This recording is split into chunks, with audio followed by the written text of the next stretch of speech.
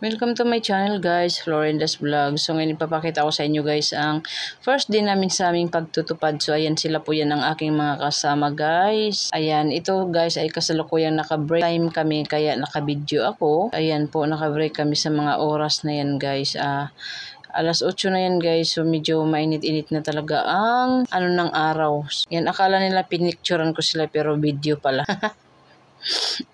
Yan, sabi ko, bibidyohan ko kayo, iba-vlog ko para may souvenir tayo. Na tayo ang magkasama sa tupad. At medyo swerte ako guys, no? Dahil dito lang po ako na-assign, malapit sa aming lugar. Kunting lakad lang po.